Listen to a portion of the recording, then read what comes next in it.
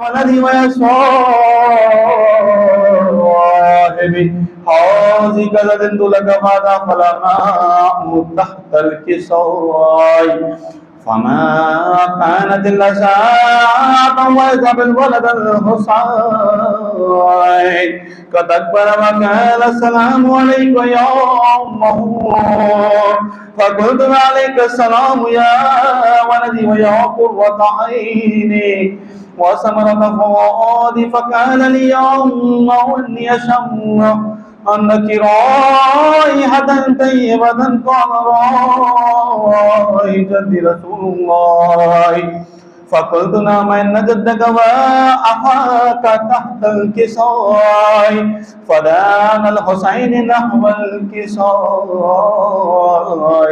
وقال السلام عليك يا جده السلام عليك يا من اختار الله أتأذن لي أن أقعد قلناكما تحت الكساء اللهم صل على محمد وآله فقال وعليك السلام يا ولدي ويا شافي أمتي قد أذنت لك فدخل معهما تحت الكساء فأقبل عند ذلك أبا الحسن علي بن أبي طالب وقال السلام عليك يا بنت رسول الله فقلت وعليك السلام يا أبا الحسن ويا أمير المؤمنين فقال يا فاطمة إني أشم أنك رائحة كان رائحة أخي وابن عمي رسول الله فقلت نعم وما ولدك تحت الكساء فأقبل علي نحو الكساء يا بنت ويا بعزتك لدنت لك ودخلت تحت الكساء فلما اطمئن جميعا تحت الكساء أخذ رسول الله بتراب الكساء وعومه بيت الجمال إلى السماء وقال اللهم إن هؤلاء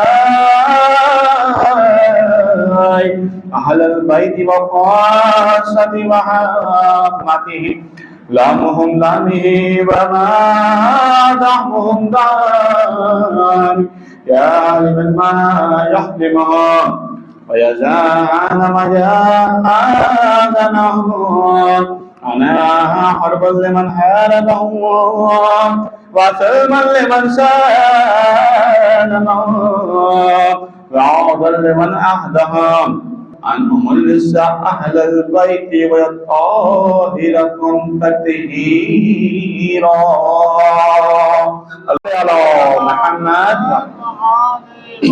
فقال أمين جبرائيل يا رب مع من تحت الكساء فقال عز وجل هم أهل البيت نبوة ومدان الخالد من فاطمة وأبوها وبالها وابنوها اللهم صل हाय हाय अली अकबर कहती जिए माँ को बड़ी मैया से लिपट कर हाय हाय अली अकबर हाय हाय अली अकबर अरमान तो पहनाऊंगी पोशाक शानी अफसोस के राज़ाई न तुझे को ये जवानी कैसा था मुकद्दर। हाय हाय अली अकबर, हाय हाय अली अकबर। 18 बरस पाल के परवान चढ़ाया,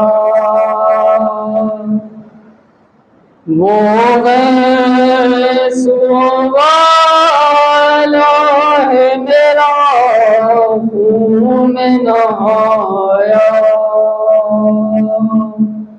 ये क्या हुआ दिलबर,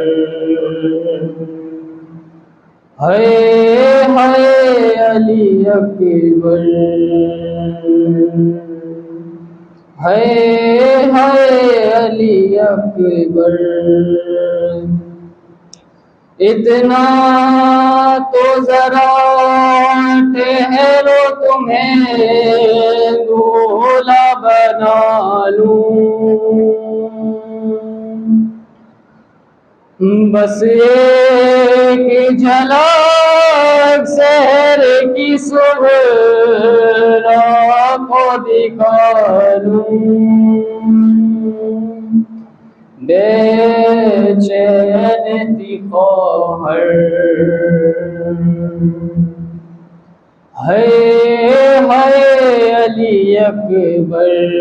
आशूर के दिन अली असगर को मारो रो कर समझाती है, तुझे आखिरी जंग लड़ना है, तुझे आखिरी जंग लड़ना है। तुझे लाज मेरी रखना है, तुझे बाबा संग जाना है, तुझे आखिरी जंग लड़ना है, तुझे आखिरी जंग लड़ना है। तू माँ का लाज दुलारा है, तू सबकी आँख का तारा है, तू माँ का राज दुलारा है, तू सबकी आँख का तारा है। तू शेर खुदा का पोता, तेरा नाम अली है बेटा, तुझे आखिरी जंग लड़ना है, तुझे आखिरी जंग लड़ना है। आशूर के दिन अली असगर को मारो रो कर समझाती है, तुझे आखिरी जंग लड़ना है। झूला तो नजर आएगा, असगर ना मिलेगा। झूला तो नजर आएगा, असगर ना मिलेगा। झूला तो नजर आएगा, असगर ना मिलेगा। अब सारी खुदाई में, अब सारी खुदाई में असगर ना मिलेगा,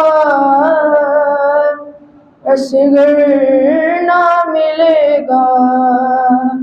झूला तो नजर आएगा, असगर ना मिलेगा। कब्र असगर की बनाने में बहुत देर लगी।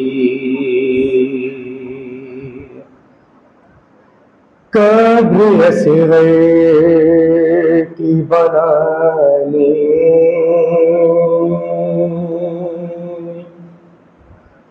बहुत देर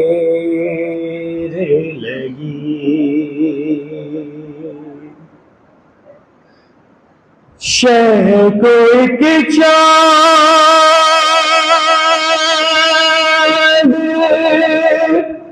छुपाने में बहुत देर लगी।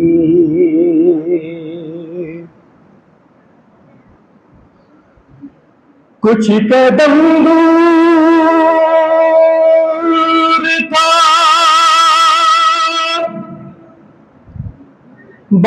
बाजार से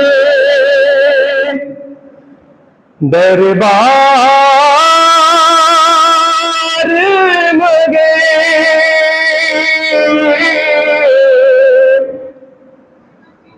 कुछ कदम दूर था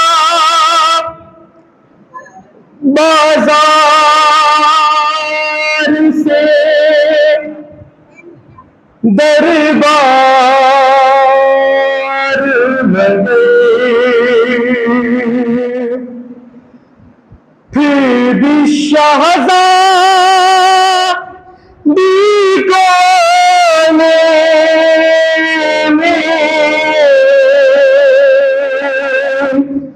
बहुत देर लगी। कब्र असग़र की बनाने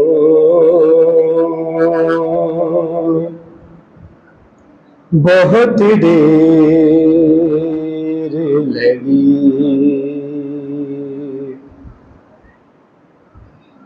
बाप की लाश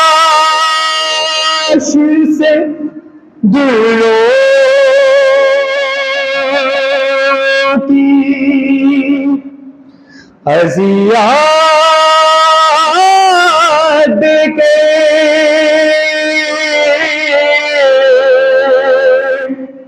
बाप की लाश से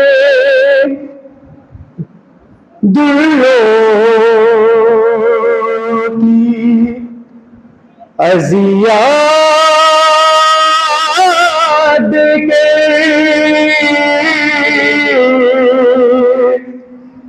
एक बच्ची को हटाने में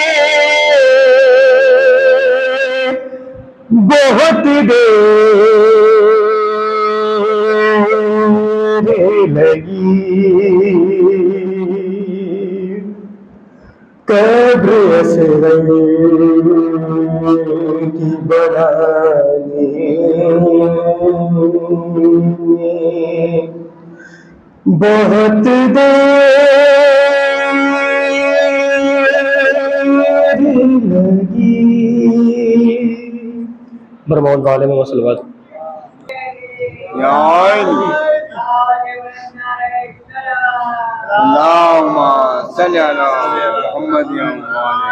देखा जब बाप का लाशा तो सकीना रोई। देखा जब बाप का लाशा तो सकीना रोई। शिमरे ने जो दुर्रा तो सकीना रोई। देखा जब बाप का लाशा तो सकीना रोई। ना मिला पानी उसे आग बुझाने के लिए। जल गया बाई का झूला तो सकीना रोई। देखा जब बाप का लाशा तो सकीना रोई। पर मोहम्मद वाले मोहम्मद सलाम। बिखरे हुए मोती हैं फिरोना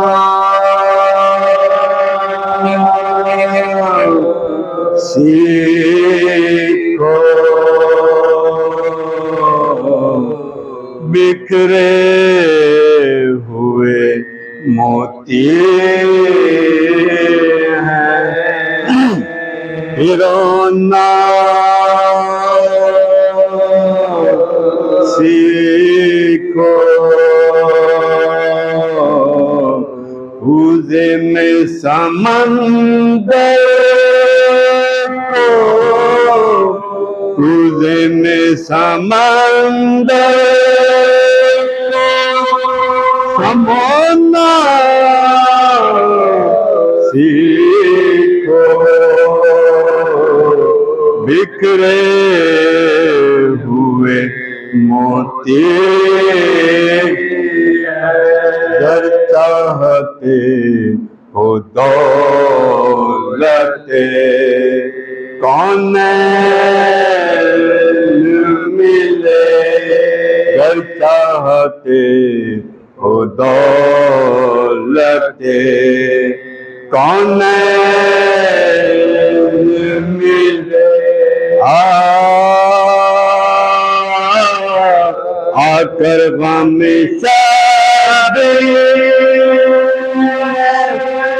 रोना सीखो बिखरे हुए मोती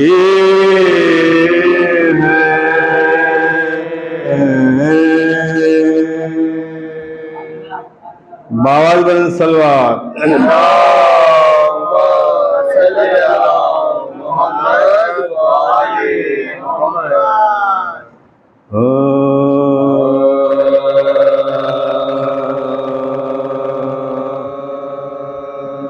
अपनी जन्नती को जरा और सजा ले रिज़वान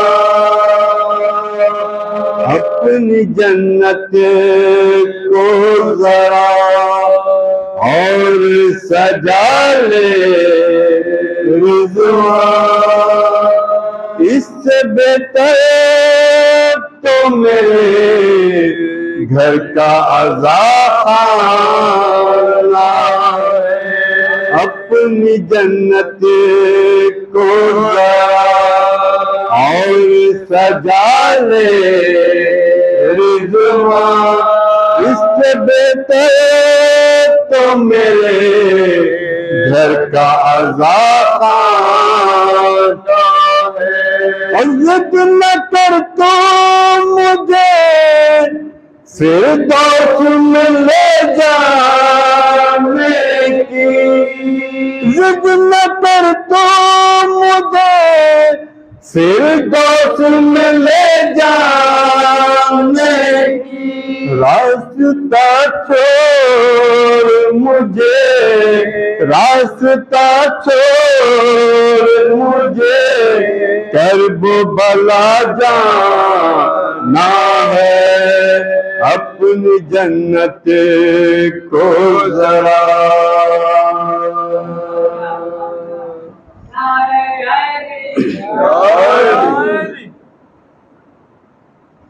आपने सुना हुआ है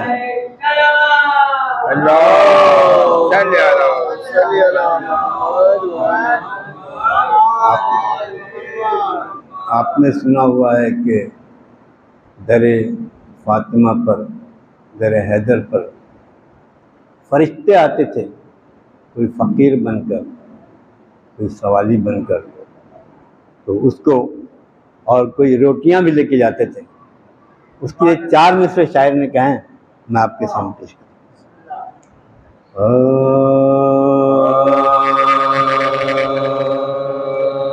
फरिश्ते अर्श वाले हो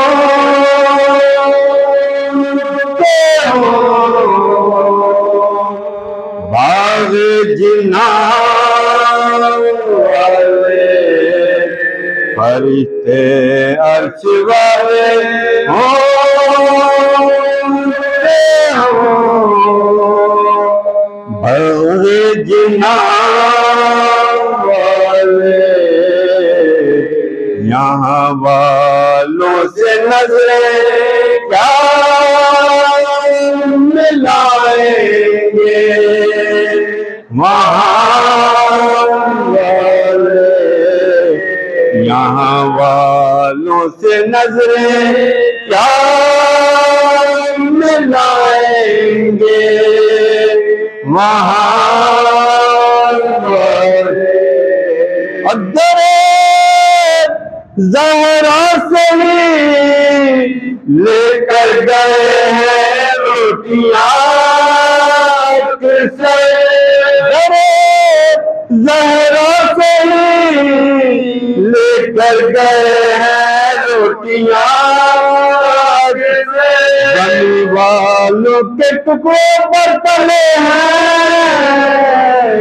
आसमान वाले ज़मीन वालों के टुकड़ों पर पड़े हैं आसमान वाले फरिश्ते अर्श वाले हो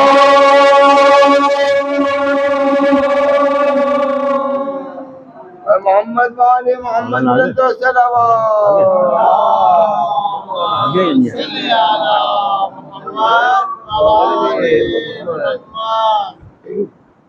बारी दिगर सलवार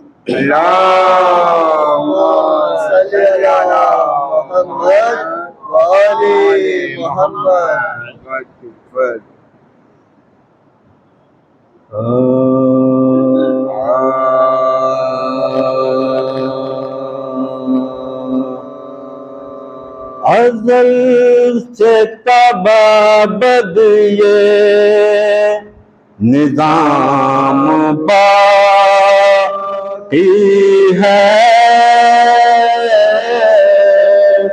अज़ल से तबाबद ये निज़ाम बाक़ी है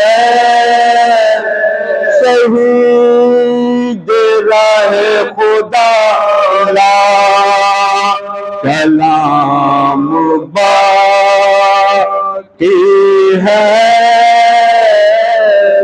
शहीद राहे खुदा ला कलाम बाक़ी है और फरमाइए वो काम मुद्दा जिसका इमाम मर जाए वो काम जिंदा है जिसका इमाम बाक़ी है वो काम जिंदा है जिसका इमाम बाक़ी है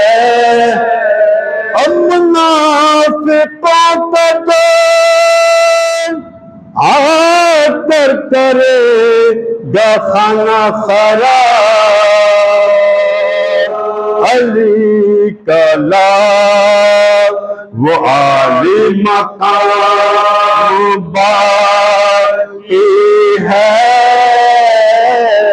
अली का लाल वो आली मकाम बाक़ी है पढ़ेंगे हज़रत ईसा भी जिसके पीछे नमाज़ वो जानशीन रसूल अनाम बाक़ी है वो जानशीन रसूल अनाम बाक़ी है ये बात तो नहीं सकता कोई हमारे सिवा।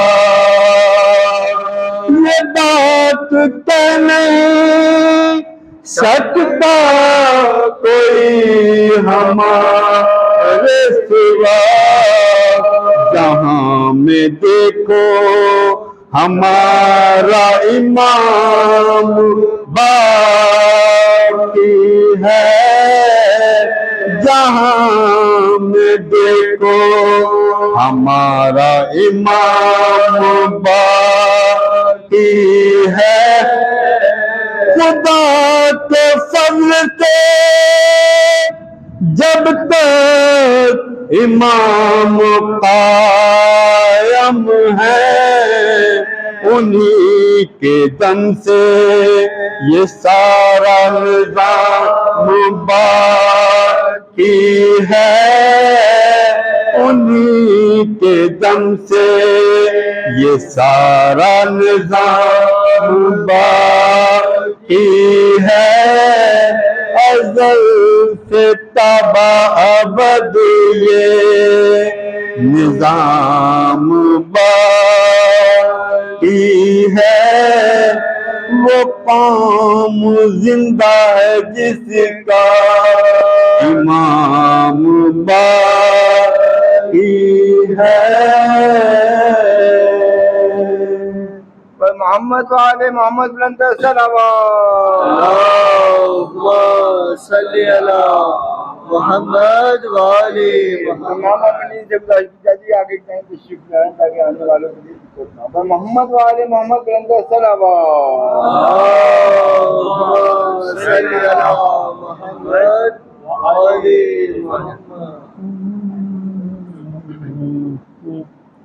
फातिहा।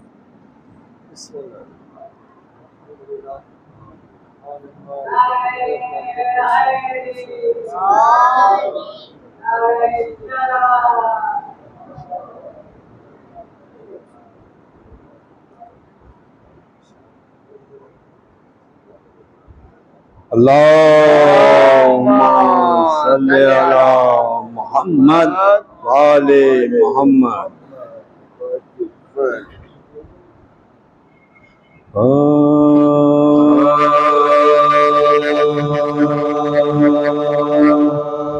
ढककर बादशाह जो अख्तर को ले चले। ढककर बादशाह जो अख्तर को ले चले। हाथों पे रख के फिदिया दावर को ले चले। अब बादल में शाम के महे अनवर को ले चले। चिल्लाई माँ कहाँ मेरे दिल भर को ले चले। चिल्लाई माँ कहाँ मेरे दिल भर को ले चले। फारूक अभी नहीं अकबर के दार से कुछ रोशनी है घर में मेरे इस तरह से। कुछ रोशनी है घर में मेरे इस तरह से। भूले से क्यों उठा लिया दुखता है मेरा दिल। सोते से क्यों जगा लिया दुखता है मेरा दिल।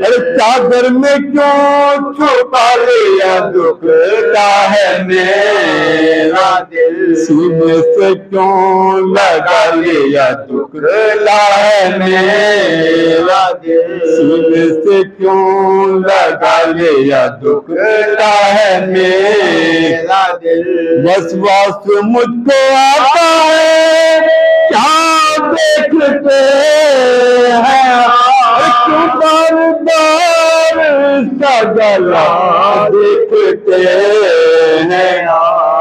बार बार इसका गला देखते बानू के बयान से घबरा शाहिदी भानु के इस बयान से घबराए शाहिदी, आखिर करीब फौज के ले आए शाहिदी। अरे बच्चे को रख के हाथों पे चिल्लाए शाहिदी, यारो समझ लो जो तुम्हें समझाए शाहिदी, यारो समझ लो जो तुम्हें समझाए शाहिदी। कुछ तो ख्याल चाहिए नन्ही सी जान का, बतलाओ क्या कसूर है इसे बेज़बान का, बतलाओ क्या कसूर है इसे बेज़बान का। ये सुनते हुए मौला ने उठाया कमान को, ताका खता शान नन्ही सी जान को, मारा कंदंग शाह के अब रोका मान को, है मिटाया बानों के नामो निशान को, है मिटाया बानों के नामो निशान को। चिल्लाए मौत है ना तुझको अमान दी, बच्चे ने सैम सैम के हाथों पे जान दी, बच्चे ने सैम सैम के हाथों पे जान दी।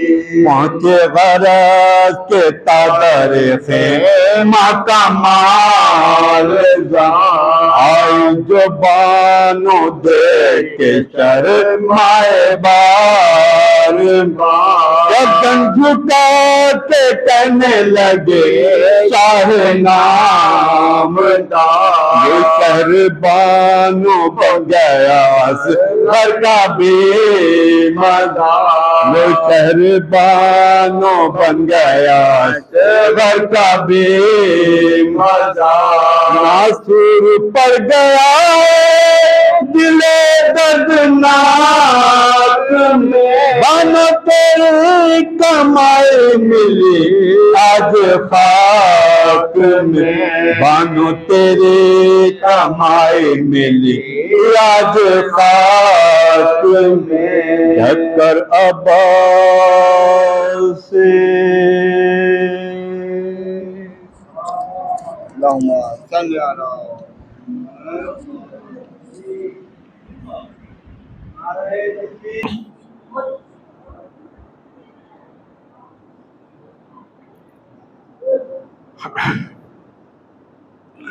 औज़ु बिल्लाहि मिनश शैतानिर रजीम, बिस्मिल्लाहिर रहमानिर रहीम, अल्हम्दुलिल्लाहि रब्बिल आलमीन, सुम्मस्सलातु वस्सलामु अला सय्यदिना व नबिय्यिना व मौलाना बिल क़ासिम मुहम्मद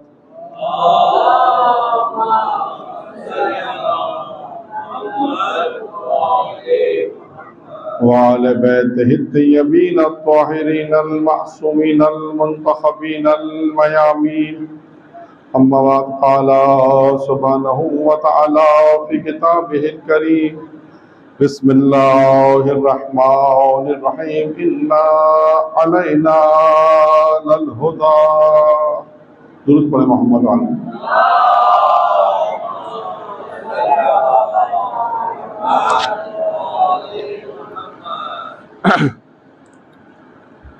अज़ीज़ान गिरामी, इस आयत की ज़ेल में हमने अपनी गुफ्तगू शुरू की और हदीस क़ुद्सी आपके सामने शुरू की थी कि खुदावंद मुताल ने जनाब मूसा से कहा, मूसा हमने 6 चीज़ों को 6 चीज़ों के अंदर रखा। और हदीस का जो पहला हिस्सा था वो हमने रखा है। कहा मूसा हमने राहत और सुकून को जन्नत पे रखा है, लोग इसे दुनिया में तलाश करते हैं। तो जन्नत की जब बात आई थी तो गुफ्तगू हमने थोड़ी वसअत दे दी थी कि जन्नत में जाने का तरीका क्या है, कौन से वो अमाल हैं जो इंसान को जन्नत में पहुंचाते हैं, और गुफ्तगू आगे बढ़ी। आज दूसरा हदीस का दूसरा टुकड़ा कि खुदा कहता है मूसा हमने इल्म को कहाँ रखा है। देखिए इल्म की लोगों को बहुत तलाश है ना, इल्म की तलाश है। खुदा कहता है मूसा हमने इल्म को तकलीफ पे रखा है, यानी भूख पे रखा है, तकलीफ पे रखा है। लोग इसे भरे पेट पे तलाश करते हैं। इल्म का है भूख पे, भूख यानी तकलीफ, किनाया है भूख यानी तकलीफ है। अब इल्म के इंसान को इल्म हासिल करना, इल्म के मैंने अर्ज किया था सिर्फ आपके सामने इल्म के मुताबिक एक रवायत पेश करूंगा। वो भी रवायत है पैगंबर इस्लाम हज़रत मोहम्मद मुस्तफ़ा सल्लल्लाहु अलैहि वसल्लम की रवायत है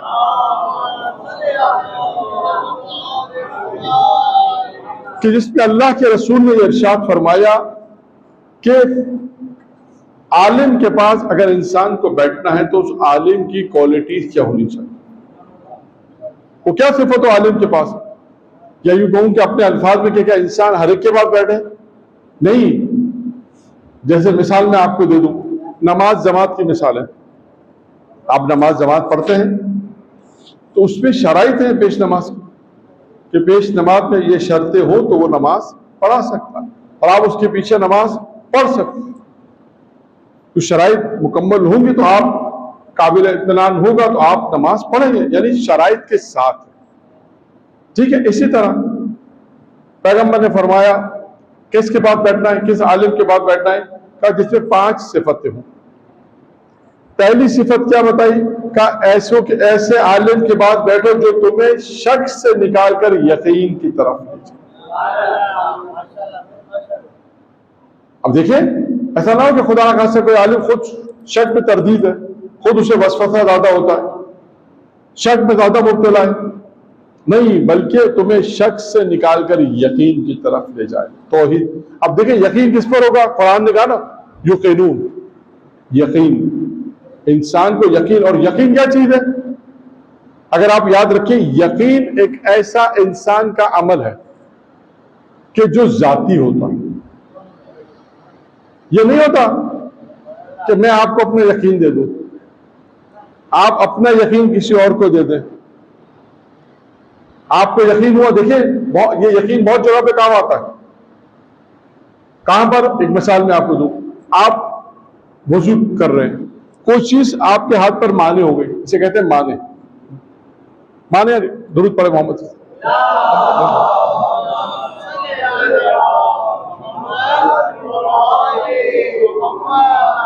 आप कहते हैं माने, माने कहते हैं रुकावट को। अगर आपके वजू से पहले आपने चेक नहीं किया, कोई पेन का निशान था, आपने साफ भी कर दिया, अब आपको यकीन है ये साफ हुआ या नहीं हुआ, तो यहां पे यकीन हासिल करना पड़ेगा। इसी तरह नमाज फजर, आपका इल्म है कि फजर हो रही है रात सुबह 4:35 पर, फर्ज करें, लेकिन आपको मालूम नहीं कि आपने हाँ 35-36 को टाइम तो है, 35 सुना था, 36-35, तो आप 34 में नहीं पढ़ेंगे, 35 में भी नहीं। आप एहतियात किससे करेंगे, यकीन, जब तक आपको इस बात का यकीन ना हो जाए कि 35 हो चुके हैं, 34-36 हो चुके हैं। यानी कहने का मकसद ये कि यकीन एक ऐसी चीज है जो हर इंसान की पूरी जिंदगी में यकीन का दखल है। अल्लाह के वजूद पर सबसे अहम बहस खुदा का वजूद। आज जो लोग खुदा को अगर नहीं मानते, उसकी मुख्तलिफ वजह हो सकते हैं, उनमें एक वजह अल्लाह नहीं है, उनको यकीन ही नहीं कि खुदा है। तो खुदा के वजूद पर यकीन होना चाहिए कि खुदा का वजूद है। यानी आलिम की क्या जिम्मेदारी है कि शक से निकालकर यकीन की तरफ ले जाएगा, ये आलिम की जिम्मेदारी है। यानी जिम्मेदारी है कि ऐसे के पास बैठो, पैगंबर ऐसे आलिम के पास, यानी आपके पास शक है खुदा ना खासा, तो आपको शक से निकालकर, और यकीन बहुत पूरी जिंदगी में आपको यकीन है, नमाज में, करत में, जिंदगी में, तारत नजासत में, हर जगह पे आपको यकीन चाहिए। जब तक यकीन ना हो जाए, हर फिक्र में भी आएगा, अकाईद में, कलाम में भी आएगा, अकाईद में भी, अगर आपसे कोई पूछे खुदा है, आपने कहा नहीं मालूम नहीं खुदा है, तो आपकी फिर नमाज किसकी पढ़ रहे हैं? फिर रोजा क्यों रख रहे हैं जब आपको खुदा पे ही यकीन नहीं है? तो एक दलील में दलील अकली आपको शायद पिछले साल बयान की होगी, याद नहीं है, लेकिन मौजूद आए तो मैं बयान कर देता हूं। शेख मुफीद का गालिबन वाकया है, तकरीबन 1000 साल पुराना, कि शेख मुफीद बगदाद में थे। वहां पर बादशाह के पास एक मुल्लिद आया, यानी जो खुदा को नहीं मानता। लोगों ने लाख दलील दी, लाख दलीलें दी, नहीं मान रहा कि खुदा है, खुदा का वजूद है। लाख वहां पे जो लोग थे उन्होंने बड़ी दलीलें दी, नहीं माना। बादशाह ने कहा शेख मुफीद को बुलाओ। शेख मुफीद को बुलाया। जब शेख मुफीद को बुलाया, शेख मुफीद ने कहा तुम्हारे सवाल का जवाब मैं कल दूंगा और सुबह कल 8 बजे आऊंगा। कल सुबह 8 बजे आऊंगा, तुम्हारे सवाल का जवाब खुदा के वजूद पर। कहा ठीक है। दूसरे दिन दरबार सजा, बादशाह आया, दरबार सजा, लोग आ गए। 8 बजे सब मौजूद थे, शेख मुफीद नहीं आए। 8 के 8:30 हो गए, 8:30 के 9 हो गए। अच्छा, अब इस किस्म का जब माहौल होगा तो क्या होगा? सब क्या गुफ्तगू होगी कि अगर दलील होती तो आते, तभी तो नहीं आए। 9:30 10 बजे तकरीबन कहते 2 घंटे बाद शेख मुफीद पहुंचे, लेकिन 2 घंटे बाद जब पहुंचे तो बादशाह ने पूछा कि हुजूर देर क्यों हो गई? करार 8 बजे का था, आपने 8 बजे आना था, आप 10 बजे तशरीफ ला रहे हैं। ये तो यहाँ सब लोग इंतजार में आपसे दलील मांगेंगे कि आपने भी दलील देनी। उसने कहा हुजूर माजरा इतना था, जब मैं आ रहा था रास्ते में तो मैंने देखा जो पुल है, पुल के नीचे जो नहर जा रही है, उस पुल पे लोग खड़े हुए एक मंजर देख रहे हैं। मैं भी खड़ा हो गया तो मंजर ऐसा था कि सब देख रहे थे। मैंने कहा मैं भी देखूं माजरा क्या है। देखा तो एक कश्ती है जो बगैर मल्लाह के। मैंने भी देखा, लोग देख रहे थे कि बगैर मल्लाह की कश्ती है, लोग सवार होते हैं और कश्ती पुल के दूसरे किनारे उतारते हैं, वो कश्ती खुद आ जाती है, फिर लोग बैठते हैं, फिर कश्ती चली जाती है। कब मैंने जब ये मंजर देखा, लोग देख रहे थे, मैं भी देखने खड़ा हो गया, तो हुजूर ये मंजर देख रहा था तो मैं आपके पास अब आ गया। आप करते हैं सवाल का जवाब, अब सही है। तो अब वो मुल्हिद जो था, धेरिया, जो खुदा को नहीं मानता, उसने कहा बादशाह से कहा मैं ऐसे जाहिल आदमी से बहस नहीं करूंगा कि जिसे इतना नहीं मालूम कि एक कश्ती बगैर मल्लाह के चल ही नहीं सकती। ये कैसे कह रहा है? ये कैसे कह रहा है कि कश्ती थी, लोग सवार हो रहे थे, दूसरे मकाम पे उतार रहे थे, फिर कश्ती खुद ही आ रही थी, फिर लोग सवार हो रहे थे, ये हो नहीं सकता। तो शेख मुफीद ने जवाब दिया, सुनिएगा बस। शेख मुफीद ने क्या कहा? शेख मुफीद ने कहा कि भाई इतनी सी बात तो नहीं समझ में नहीं आ रही कि एक कश्ती बगैर मल्लाह के नहीं चलती, इतनी बड़ी कायनात बगैर खुदा के कैसे चल सकती है? नारे तकबीर, नारे रिसालत, नारे हैदरी, इमाम ज़माना अलैहिस्सलाम बुलंद सलवात।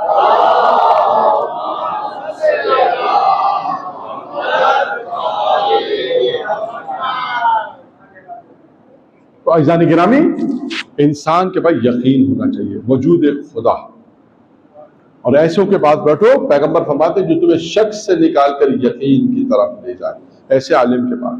नंबर 1। नंबर 2 का ऐसे आलिम के पास बैठो जो तुम्हें रिया से निकालकर इखलास की तरफ ले जाए, खुलूस की तरफ ले जाए। रियाकारी नहीं, दिखावा नहीं, किसी के लिए काम नहीं। रियाकारी किसे कहते हैं? पहले रिया को समझना है, फिर इखलास को समझना है। रिया दिखावा, किसी के लिए अमल करना, बहुत आम लफ्ज है, बहुत मारूफ चीज है। यानी अल्लाह को क्या पसंद है? अल्लाह के लिए अमल पसंद। ये याद रखिएगा, अल्लाह ये नहीं चाहता कि लोग आप कोई अमल करें, किसी के लिए अमल करें। मफ़हूम में रवायत बयान कर दूं। रवायत अमीरुल मोमिनीन अली इब्न अबी तालिब अलैहिस्सलातु वस्सलाम,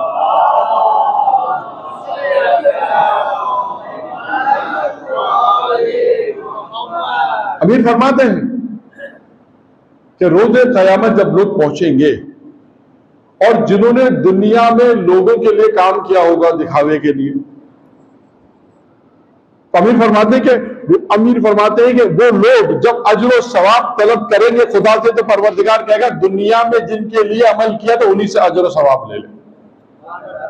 इसे खुदा के लिए तो क्या नहीं है, जब खुदा के लिए क्या नहीं तो खुदा क्यों तुझे अजर और सवाब देगा। तो अज़ीज़ान गिरामी, रिया कहते हैं दिखावे के, अल्लाह को यह पसंद नहीं है। पैगंबर कहते हैं ऐसे आलिम के पास बैठो जो तुम्हें रिया से निकाल कर इखलास की तरफ लेकर आए। अब इखलास किसे कहते हैं? दो मिसालें दे दूं। एक मिसाल यकीनन ये यहां पर नहीं दी, और एक मिसाल दूंगा जो शायद पहले दे चुका हूं, लेकिन मौजूद इखलास है, क्योंकि पहले साल मुझे याद है कि पहले साल जब मजलिस पढ़ी थी अल्हम्दुलिल्लाह, तो 6 सिफतें, 6 नसीहतें थी पैगंबर की अमीरुल मोमिनीन। उन 6 नसीहत में एक इखलास पे भी थी। उसमें मुमकिन है कि वो वाकयात बयान किए होंगे। देखिए इखलास किससे कहते हैं?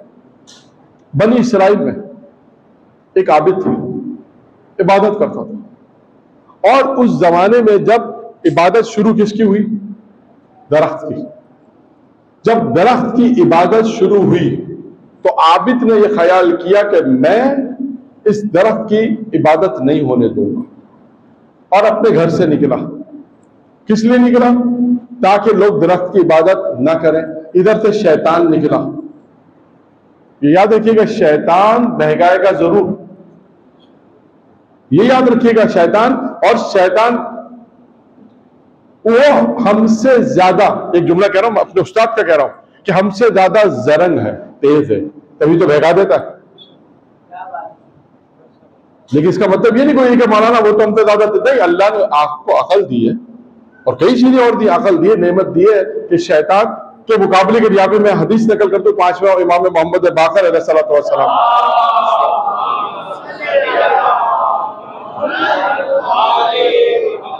पांचवें इमाम से पूछा गया, मौला शैतान को अल्लाह ने हर तरफ से रास्ता दे रखा है, दाएं से आएगा, बाएं से आएगा, आगे से, पीछे से, मोमिन को क्या दिया? मोमिन कैसे उससे मुकाबला करेगा? तो पांचवें इमाम ने कहा अल्लाह ने उसे अकल दी है जिसकी वजह से उस शैतान का मुकाबला कर सकता। कोई जाने के ना भी ये अकल है। अब वो शैतान चला, इधर से आबिद चला। शैतान हमेशा चाहेगा खुदा की इबादत ना हो, माशरे में गुनाह हो, मोमिन चाहेगा गुनाह ना हो। अब शैतान ने इस आदमी, इस आबिद को रोका। आबिद को नहीं मालूम ये शैतान है, और दोनों में ये गुफ्तगू हुई कि तुम उस दरख्त को नहीं काटोगे। आबिद के पास कुराड़ी थी, शैतान चला, दोनों में जंग हुई। जंग का नतीजा क्या हुआ? जंग का नतीजा ये हो गया, आबिद उस शैतान पर हावी हो गया, चाहता है कि उसे मारे। शैतान ने कहा रुक जाओ, उसे तो नहीं मालूम शैतान है, कहा रुक जाओ। कहा क्यों? कहा मैं तुम्हें 2 दीनार दूंगा, तुम्हारी जरूरत 2 दीनार है ना, रोज मुझसे ले लेना। अब देखिए इंसान का ईमान माल पे सबसे पहले डगमगाता, माल, दौलत, इज्जत, शोहरत, बहुत सारी चीजें जहां पर इंसान का ईमान डगमगाता। आप इसने सोचा 2 दिनार जो मेरी रोज की जरूरत है, मुझे बड़ी मेहनत करनी पड़ती है, तो मुफ्त में 2 दिनार मिल जाएंगे तो मुफ्त में काम भी सारा हो जाएगा, जरूरत नहीं है, चलो दरख्त नहीं काटते, क्या फर्क पड़ता है दरख्त का। उसने कहा ठीक है। अब ये जानता नहीं कि शैतान है, कहा तुम्हें रोजाना तुम्हारे 2 दिनार तुम्हें मिल जाएंगे। कहा ठीक है। शैतान, आबिद ने शैतान को छोड़ दिया और अपने अपने रास्ते पर। अब उसको रोज 2 दीनार मिल जाते थे, उसका रूटीन था, 2 दीनार तकिए के नीचे से मिल जाते थे। एक अरसा जब गुजरा, जब दीनार नहीं मिले, शैतान फिर आया। आबिद ने फिर कुराड़ी उठाई, क्या फिर दरख्त को काटूंगा, इधर से शैतान फिर चला। जब दोनों चले फिर दोनों का मुकाबला हुआ। अब क्या हुआ मुकाबले में? अब शैतान इस पर हावी आ गया, शैतान इस पर हावी आ गया। कहा मैं तुम्हें जान से मार दूंगा। उसने मुझे जान से मत मारो, मैं दरख्त नहीं काटता, लेकिन सिर्फ इतना बता दो क्या वजह थी कि पहले मैं तुम पर हावी हुआ, अब तुम मुझ पर हावी हो गए, बस ये बता दो। अब देखिए शैतान के लिए जुमला अक्सर लोग निकल करते हैं, मारिफत की बात करता है, ये भी मैं आपको बता दूं। इस पर भी लोगों का एतराज होता है। एतराज नहीं होना चाहिए। क्यों एतराज नहीं होना चाहिए? इसलिए कि वो जानता है। आयतुल्लाह दस्ते गैब ने अपनी किताब में एक वाकया लिखा है, आपको इस बात से वाकिफ हो जाएगा। जुमला मैं कह रहा हूं ना, मारिफत शैतान रखता है। क्या वाकया लिखा है, इस बात आपको रोक के बयान कर रहा हूं। फिरौन अपने दरबार में बैठा हुआ था, दक्कुल बापू। फिरौन ने कहा कौन? दरवाजे के पीछे आवाज आई, कैसा खुदा है कि पूछ रहा है कौन? कैसा खुदा है कि पूछ रहा है कौन? दरवाजा खोला, अंदर आया, देखा फिरौन परेशान है। पूछा शैतान ने, क्यों परेशान है? कहा परेशान इसलिए हूं कि मैं तो खुदाई का दावा किया है, लोगों ने अंगूर दे दिया, शराब बना लो, मुझे तो शराब बनाना आती नहीं, क्या करूं, परेशान हूं। शैतान ने इसमें आजम पड़ा, उस अंगूर को शराब बना दी। तो फिरौन ने कहा शैतान से, जब तुझे इतनी मारिफत है तो तू तूने खुदा को सजदा क्यों नहीं किया? जब तुझे इतनी मारिफत है तो तूने खुदा को सजदा क्यों, आदम को सजदा क्यों नहीं किया? आदम का सजदे का हुक्म दिया था, आदम को सजदा कर देता। जब तू इतनी मारिफत रखता है तो जानते हैं शैतान ने क्या कहा इसलिए सजदा नहीं किया कि मैं जानता था उसकी नस्ल में तुझ जैसा फिरौन पैदा होने वाला।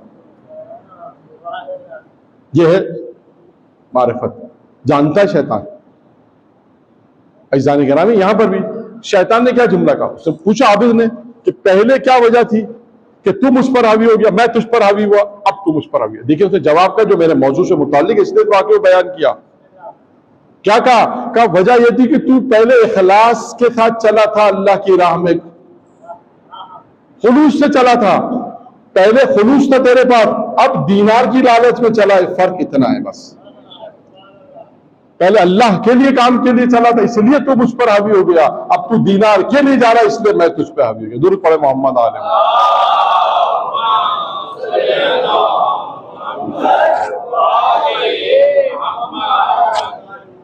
तो अज़ीज़ान गिरामी, ये इखलास है कि इंसान अगर इखलास से भी अगर काम को अंजाम दे तो इंसान को कामयाबी मिलती है। ऐसे आलिम के पास बैठो जो तुम्हें इखलास की तालीम दे, ऐसों के पास बैठो जो तुम्हें रिया से निकाले, दिखावे से निकालकर इखलास किसे कहते हैं? इसलिए मैं एक एक दो वाकयात आपके सामने पेश कर रहा हूं ताकि बात वाज़ेह हो जाए। कोई सवाल पूछो मौलाना इखलास क्या होता है? यह है इखलास। नजब अशरफ लिखा तारीख में कि नजब अशरफ में एक शायर था, मारूफ नहीं था।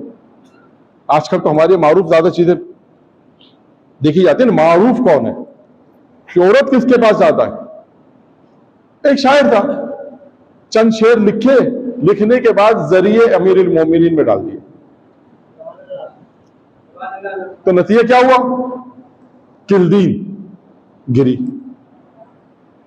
उसने कहा ये मौला ने मुझे हदिया दिया। खादिम ने कहा नहीं, ये ढीली हो गई थी इसलिए गिर गई है। दोबारा लगाए फिर गिर गई, 3 मरतबा लगाई, 3 मरतबा गिर गई। फैसला कौन करेगा? तो वक्त के मर्जे मुश्तहिद के पास गया, माजरा बयान किया, कहा अमीरुल मोमिनीन ने इसे हदिया किया है। अब ये बात पूरे नजफ अशरफ में फैल गई कि एक शायर था जो चंद कलाम लिखा, चंद शेर लिखे, लिखने के बाद डाल दिए, अली ने उसे किल दी। अब होगा क्या? हुआ ये कि पूरे शहर के अंदर ये बात मशहूर हो गई, अब बड़े से बड़ा शायर आ रहा है और दीवान लिख रहा है, अशार लिख लिख के जरी में डालना है। किल्दीन तो क्या, एक बल्ब भी नहीं गिरा। एक शायर के ख्वाब में अमीरुल मोमिनीन आया तो उसने अमीर से शिकवा किया, कहा मौला उसने क्या 2 शेर लिख दिए, हमसे बड़ा अरब में कोई शायर ही नहीं, हमने इतने बड़े बड़े दीवान लिख दिए, आपने कुछ नहीं दिया। अब सुनिए का अमीरुल मोमिनीन का जवाब, बस यही है जवाब। अमीर ने क्या कहा? अमीर ने कहा तेरे लिखने में और उसके लिखने में एक फर्क था। क्या उसने शेर मेरे लिए लिखे थे, तू किल्दीन के लिए लिख रहा है। देखिए ये इखलास है अज़ीज़ान गिरामी, इंसान अपने अमल के अंदर इखलास लेकर आए। सूरह स्वाद में शैतान की जो गुफ्तगू है, शैतान ने देखिए किस चीज पे शिकस्त खाई है। क्या कहा है परवरदिगार से कि मैं तेरे सारे बंदों को बहकाऊंगा मगर वो बंदे जो मुखलिस हैं, जिन्हें इखलास दिया गया है, वो मेरे बहकाए में नहीं आ सकते। यानी शैतान ने जो शिकस्त खाई वो इखलास के ऊपर खाई। तभी तो इतना आसान नहीं होता। आप कोई अमल करें, कोई काम आप करें, कोई दूसरा, जिसे आज के इस्लाम में कहूं कोई दूसरा कैश करा दे, आप क्या कहते हैं नहीं ऐसा नहीं हो सकता, लेकिन अल्लाह के लिए होगा तो आपको ये डर नहीं होगा। जैसे बहलोल गुजर रहे थे, हारून मस्जिद बना रहा था, हारून था बादशाह, मस्जिद बना रहा था, तो बहलोल ने क्या कहा, इस पे मेरा नाम लिख दो। क्या नहीं, नाम तो मेरा ही आएगा। बहलोल ने लिख दो मेरा नाम, का नहीं। बहलोल ने कहा तो मेरा नाम लिखा नहीं, कहा फरिश्ते गलतियां नहीं करते, फरिश्तों को सब पता है तुमने बनाया, कहा नहीं नाम तो मेरा ही आएगा। क्या मतलब था? इखलास, ये इखलास अज़ीज़ान गिरामी जो कहा कि इखलास हासिल करो। कुरान मजीद में कई मकामात पर मासूम अलैहिस्सलाम ने कहा अपनी जिंदगी में इखलास पैदा करो, दिखावा नहीं हो। इंसान आज अपनी पूरी जिंदगी में देखे अल्लाह के लिए कितना काम अंजाम देता है, मौला के लिए कितना अंजाम दे रहा है और दिखावे के लिए कितना कर रहा है। आप कहेंगे मौलाना पढ़ना बहुत आसान है, सुनना उससे ज्यादा आसान है। मैं मना नहीं करता इस बात को, लेकिन इंसान अपनी जिंदगी में जब ये आदत डालेगा कि मेरा काम सिर्फ अल्लाह के लिए होता है, फिर मुश्किल हल हो जाएगी। चाहे कोई देखे ना देखे, कोई सवाब कोई दे कुछ दे ना दे, जब अल्लाह के लिए तो अल्लाह उसका अजर और सवाब दे। तो ऐसे आलिम के पास बैठो जो तुम्हें रिया से निकाल के इखलास करा। फिर फरमाया पैगंबर ने तीसरी सिफत आलिम की, ऐसे आलिम के पास बैठो जो तुम्हें गुरूर से निकाल के इनकिसारी और तवाज़ु की तरफ ले। देखिए गुरूर तकब्बुर जानते सब जानते, गुरूर अपने आप को बड़ा समझना, गुरूर तकब्बुर से इंसान को निकाले। अगर कहीं हम देखें किसी गुरूर है तो इंसान उसको अमर मारूफ करे, समझाए कि ये गुरूर सही नहीं है, अल्लाह को गुरूर पसंद नहीं। पैगंबर फरमाते हैं ऐसे को पास बैठो जो तुम्हें गुरूर से निकाल कर इनकिसारी और तवाज़ु। अब इनकिसारी तवाज़ु किसे कहते हैं? शेख अब्बास कुम्मी, दुरूद पढ़े मोहम्मद आले मोहम्मद।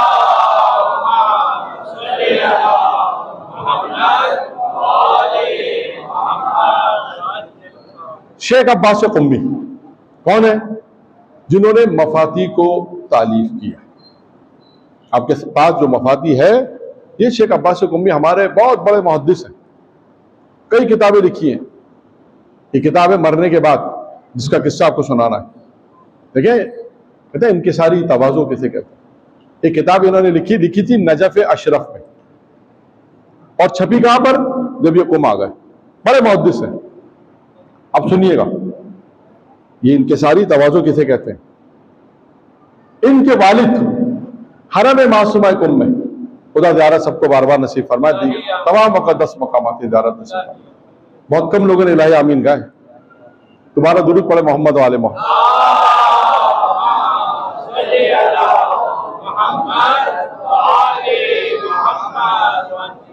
तो अज़ीज़ान गिरामी शेख अब्बास कुम्मी के वालिद रोज जाते थे हरम में, वहां देखते कि एक आलिम दीन तकरीर करता है, तकरीर जो कर रहा है उसके हाथ में किताब है और किताब देखकर वो मजलिस पढ़ता है, जरा दर्स दे रहा।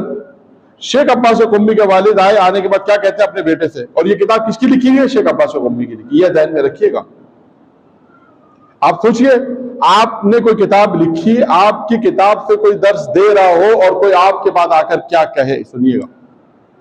शेख अब्बास कुम्मी के वालिद आए, उनसे कहने लगे सारा दिन घर में रहते हो, कुछ क्या करो, वो देखो आलिम कितना अच्छा दर्स दे रहा है। अब आप सोचिए आप होते तो क्या कहते। शेख अब्बास कुम्मी ने लिखा बात होने कि अल्लाह ने जो इज्जत और मकाम दिया उसकी कुछ वजूहात होती है। ये मफाती आप देखिए, जहां पर कुरान होगा वहां मफाती जरूर होगा, और कुछ लोग हैं जो सारा साल पढ़ते हैं मफाती। आप देखिएगा जहां आपको कुरान मिलेगा वहां मफाती मिलेगी, चाहे नजरुल बलागा ना मिले, चाहे सहीफे सज्जादिया ना मिले कुछ घर में, लेकिन मफाती जरूर मिलेगी। तब ऐसा काम किया है कि हर घर के अंदर मफाती है। यानी गिरामी अब शेख अब्बास कुम्मी के वालिद ने क्या कहा कि तुम भी कुछ क्या करो। मैंने कहा आप और हम होते तो क्या कहते। इसके मिसाल में दुनिया भी मिसाल दे दूं। आपने किसी को ट्यूशन पढ़ाया, उसको टॉप कर दिया, आपको आके को खबर दे कि फला तालिब इल्म ने टॉप किया, तो आप क्या कहेंगे? अरे भाई बहुत निकम्मा था, भाई मुश्किल से तो हमने पढ़ाया है, कहां आता कुछ नहीं था, माँ बाप ने हमारे हवाले कर दिया था, बहुत मुश्किलों से मेहनत कराई तो वो वहां तक पहुंचे, सारी हमारी मेहनत है। किसी को आपने कारोबार कराया, कारोबार चमक गया, इलाके का बड़ा बिजनेसमैन बन गया, आपको इत्तला दी किसी ने, आप क्या कहेंगे? अरे कुछ भी पैसे नहीं थे, हमने दिए, इफ्तिताह तो हमने की है। यानी मतलब क्या कि हम किसी की तरक्की को बर्दाश्त नहीं करते। हमारे अंदर इतना तहम्मुल नहीं है कि हम किसी की तरक्की को बर्दाश्त करें। यह तहम्मुल रखना बहुत अहम है। शेख अब्बास कुम्मी ने देखिए क्या तहम्मुल रखा। कह देते, अगर कह देते कि अपने वालिद से कह देते कि मेरी किताब लिखी हुई किताब से पढ़ रहा है, कौन सा तीर मार रहा है, कौन सा इतना बड़ा काम कर रहा है, किताब मैंने लिखी है, तो क्या होता? कुछ बाप की निगाह में बेटे की इज्जत बढ़ जाती, उस आलिम की इज्जत कम हो जाती।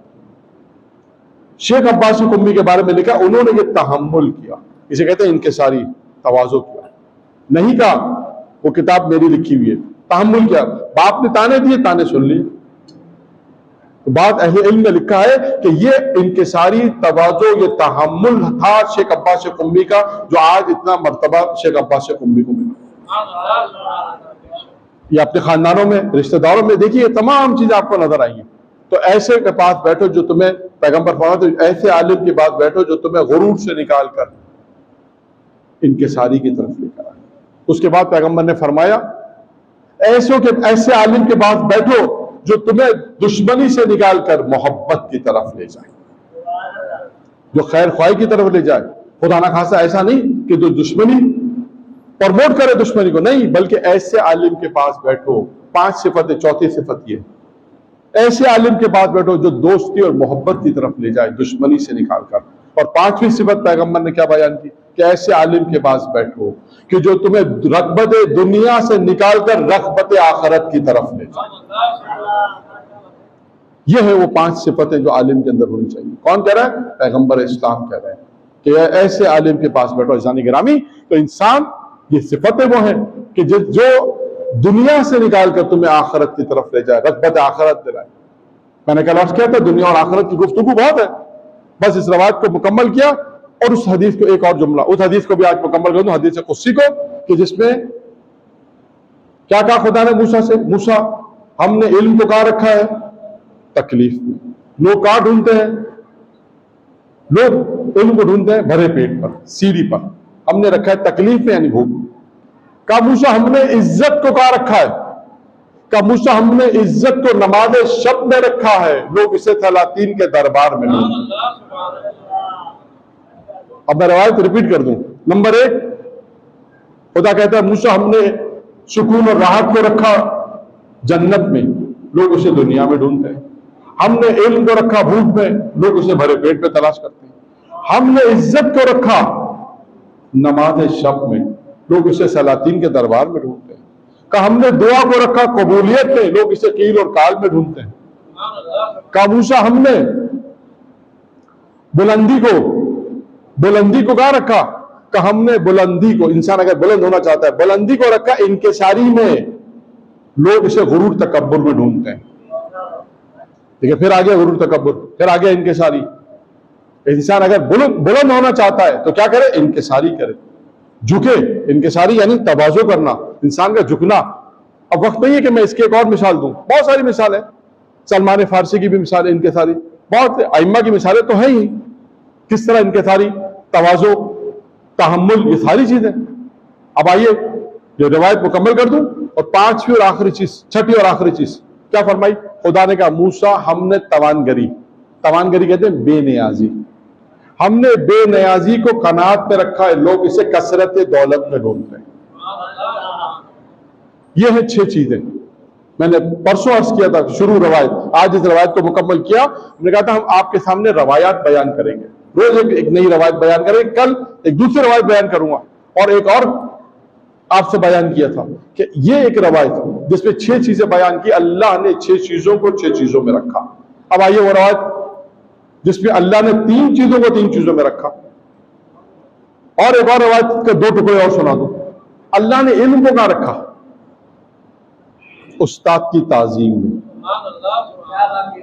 तभी कहा जाता है उस्ताद का एहतराम करो।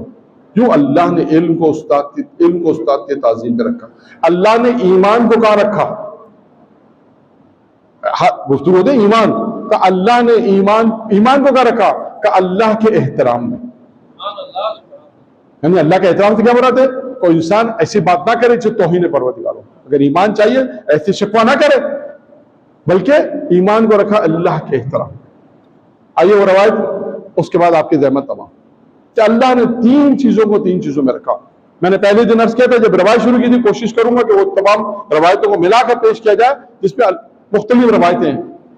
जनाब मूसा की रवायत मुख्तलिफ है, ये रवायत जो बयान कर रहा हूं ये मुख्तलिफ है। अल्लाह ने 3 चीजों को 3 चीजों में रखा। अल्लाह ने अपनी रज़ायत को कहां रखा?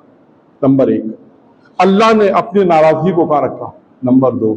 अल्लाह ने अपने औलिया, अपने दोस्तों को कहां रखा? अल्लाह की रज़ायत कौन नहीं चाहता? अगर मैं आपसे पूछूं कि आप अल्लाह की रज़ायत चाहते हैं, तो आप कहेंगे हमारा ना अल्लाह की रज़ायत चाहते हैं। तो फिर सवाल आएगा अल्लाह की रज़ायत है कहां? मैं कहूंगा कि अल्लाह के गजब से बचना चाहते हो, आप कहेंगे बिल्कुल। तो अल्लाह कैसे नाराज होता है? और इसी तरह आप चाहेंगे, मैं आपसे पूछूंगा कि अल्लाह के औलिया बनना नहीं चाहते, आप कहेंगे बिल्कुल। यानी वो तमाम चीजें जो इंसान चाहता है।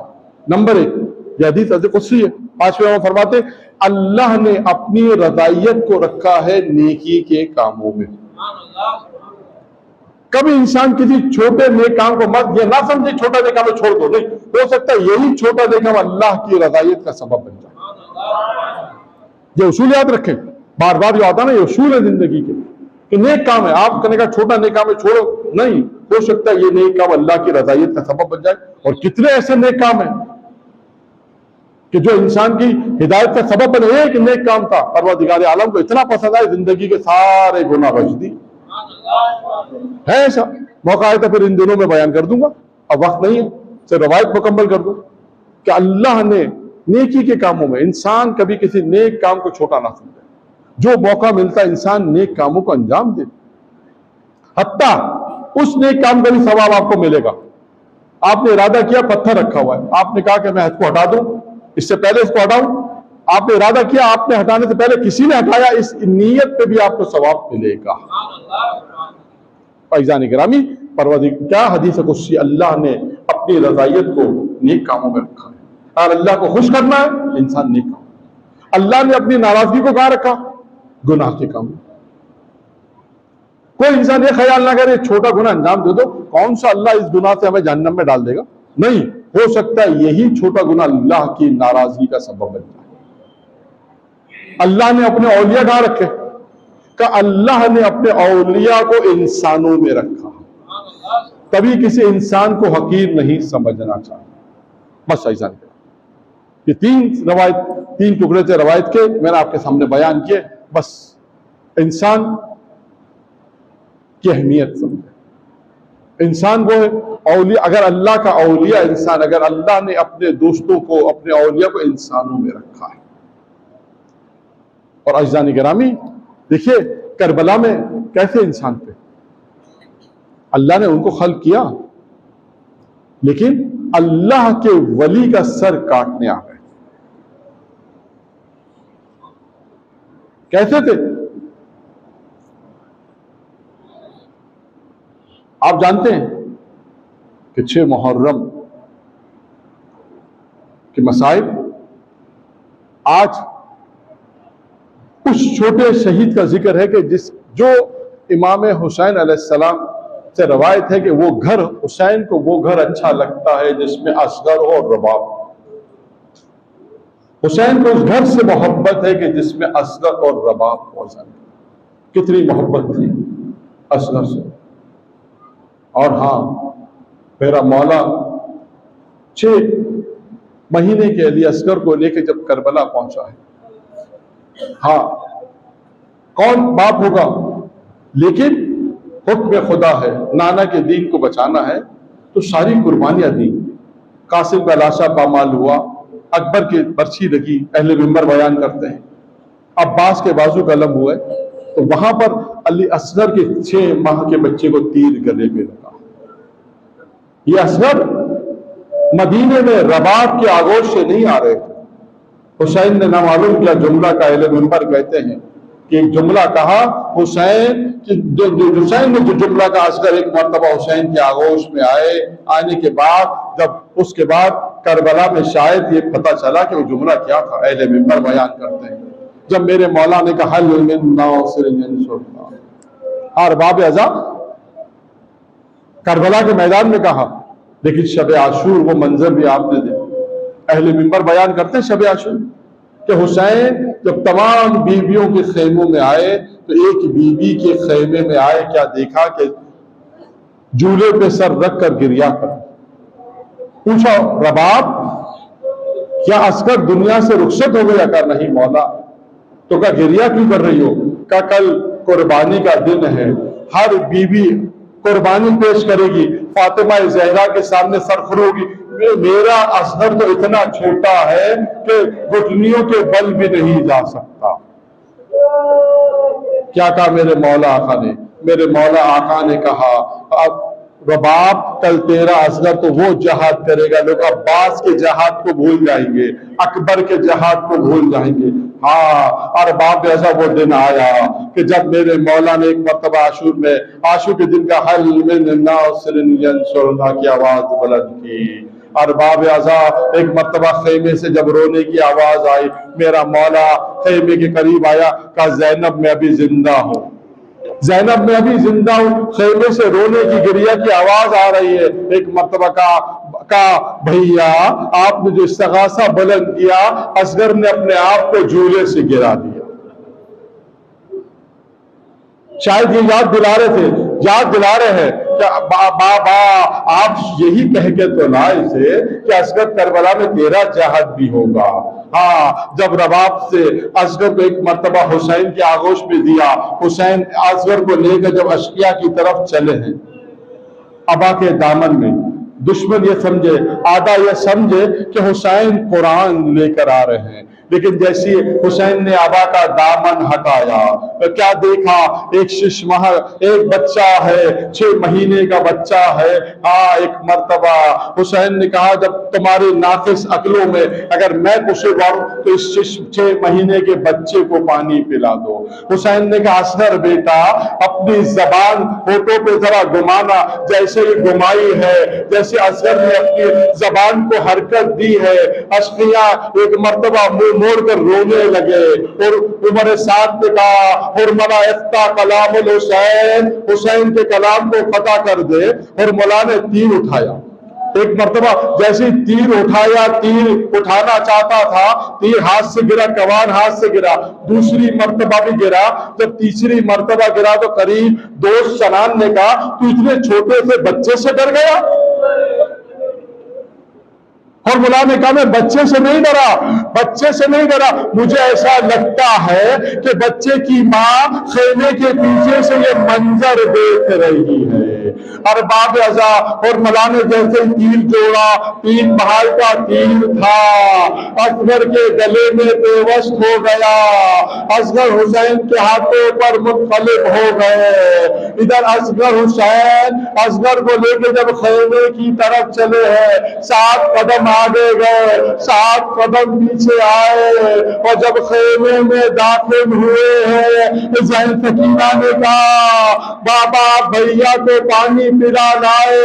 अरे जैसे हुसैन ने अबा का दामन हटाया, क्या देखा, रबाब ने कहा, एक जुमला कहा, अरे क्या मालूम कि तुम जैसे बच्चे भी शहीद किए जाते हैं मातम हुसैन।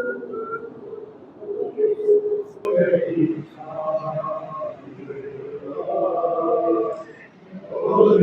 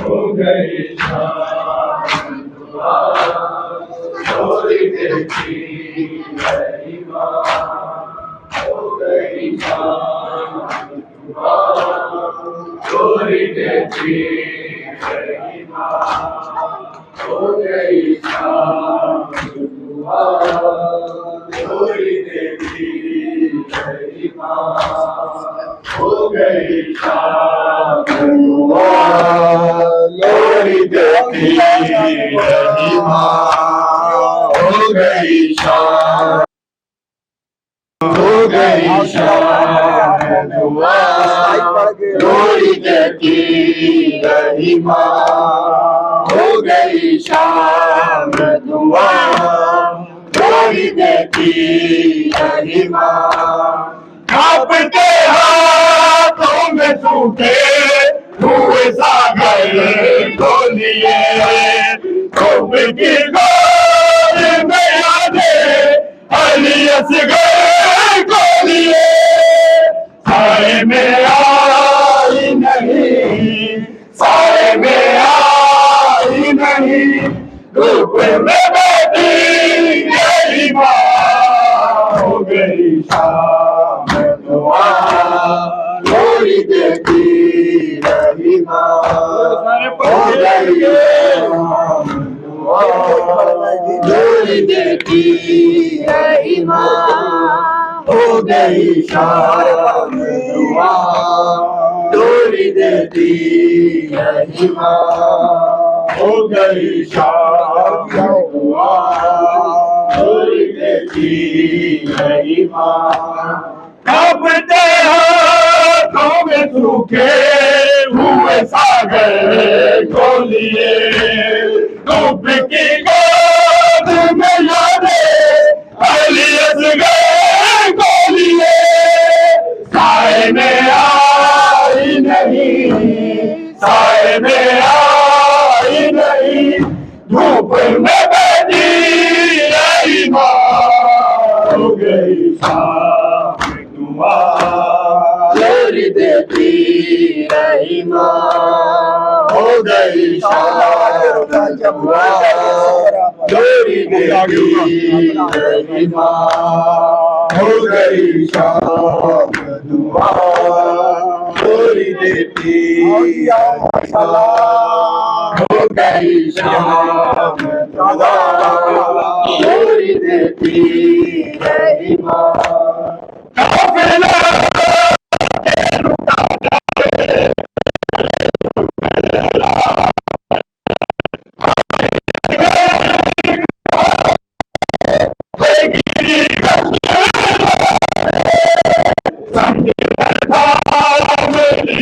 संगे दरदा में लिया, सर को पटकती रही माँ, हो गई शाम दुआ छोड़ी देती रही माँ, हो गई शाम दुआ छोड़ी देती रही माँ, हो गई शाम दुआ छोड़ी देती रही माँ, हो गई शाम दुआ छोड़ी देती रही माँ, झूला जलता ही रहा, झूला जलता ही रहा, झूले से लिपटी रही माँ, हो गई शाम दुआ छोड़ी देती रही माँ,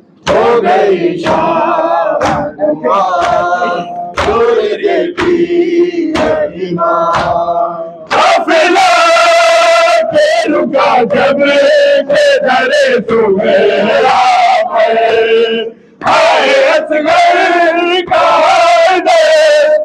गिरी गठिला संगे दरता में लिया, संगे दरता में लिया, सर को पटकती रही माँ, हो गई शाम दुआ छोड़ी देती रही माँ, हो गई शाम दुआ जोड़ी देती रही माँ, हो गई शाम दुआ जोड़ी देती रही माँ, हो गई शाम दुआ।